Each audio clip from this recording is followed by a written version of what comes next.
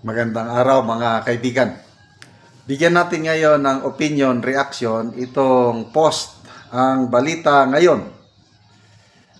Tungkol ito sa sinibak na DPWH Undersecretary na tinawag pinakamayaman sa buong mundo, hindi naman pinangalanan. So ito ang post. Pinakamayamang Yusek na sinibak, pangalanan ninyo. Taumbayan uhaw sa pangalan ng sinibak na opisyal sa DPWH.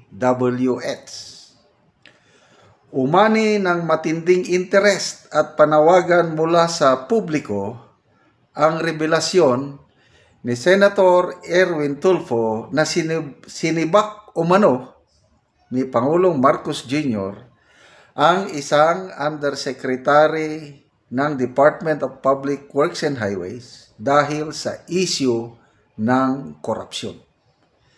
Sa panayam nitong Agosto 2, inilarawan ni Tulfo ang naturang opisyal bilang, ito ang payag ni Senator Tulfo, yung pinakamayamang Yusek sa buong mundo.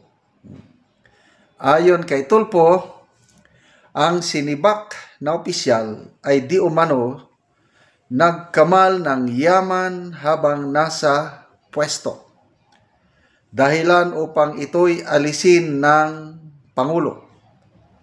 Bagamat tumangging pangalanan ang nasabing Yusek, iginiit ni Tulfo na ayaw niyang pangunahan ang anumang pahayag ng Malacanang.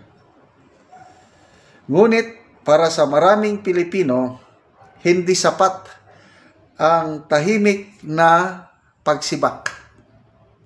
Ang panawagan ay simple. Pangalanan, karapatan ng publiko na malaman kung sino ang opisyal na ito, lalo na pera ng bayan ang di umano'y pinakinabangan. Sabi ni Tulfo, ang balita ko, ang gusto ng palasyo, wala nang hahawak na flood control na mga politiko. Yung flood control funds o projects, wala na. Politiko. DPWH na lang. Kasi kung saan-saan po napupunta, maski wala naman pong baha, doon inilalagay. Dagdag ni Tulfo. Sa gitna ng lumalakas na sigaw ng mamamayan para sa transparency at pananagutan, tila hindi sapat ang patagong aksyon. Kung talagang seryoso ang administrasyong Marcos sa paglilinis ng gobyerno, bakit hindi ilantad kung sino ang tinutukoy na pinakamayamang Yusek sa buong mundo? Yan po ang title. Pinakamayamang Yusek na sinibak, pangalanan ninyo. Okay, may maalala ko, if I'm not mistaken, yung unang, basta podcast ni PBBM, either yung nauna kay Katunying or yung pangalawa, sinabi niya yan, na marami na kaming sinibak, sabi ng Pangulo, kailang tahimik lang kami, hindi na namin pinapangalanan. Iyan ang style ng Malacanang ngayon. So bakit hindi pangalanan? Pera naman ng taong bayan yung pinakialaman. So dito mo makikita yung leadership style ng Pangulo na sobra siyang mabait.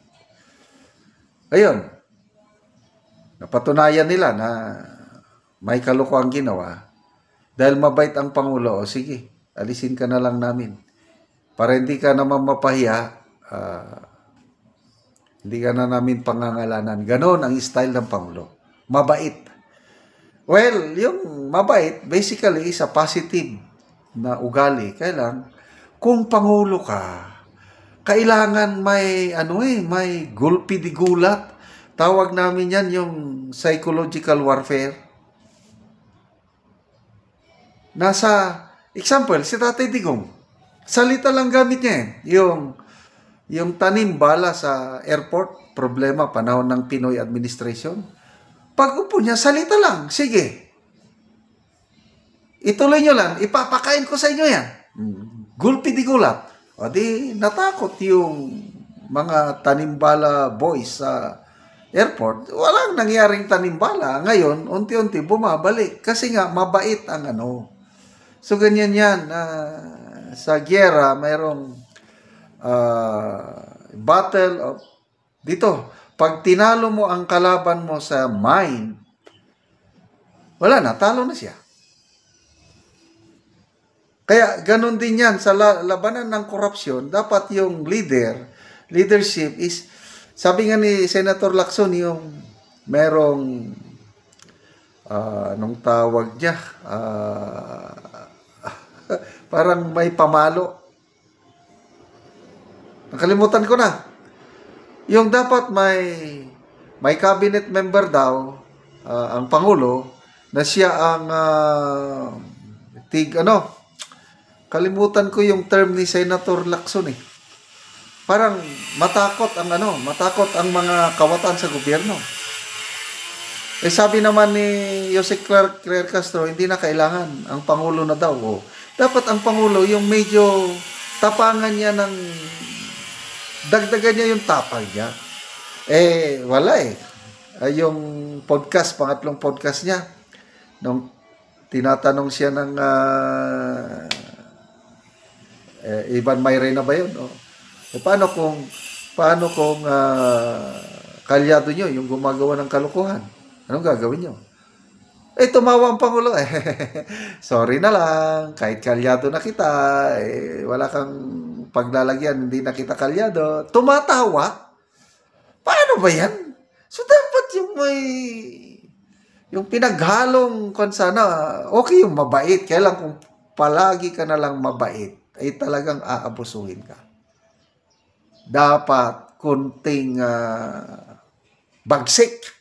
Yan ang kulang sa ating Pangulo. Wala siyang bagsik. Kaya wala. Pinabaliwala lang siya. So, sino? Yung pinakamayamang Yusek.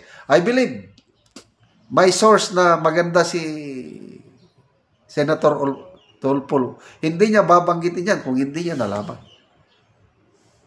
So, sana naman, pangalanan nyo na para kasama na yan sa parusa. Eh, bakit ginawa nila yan? Pera ng taong bayan tapos binubulsa lang. Pangalanan nyo para malaman namin dahil pera ng taong bayan yung na-involve yan. Okay, salamat mga kaibigan sa inyong pagsubaybay sa ating channel.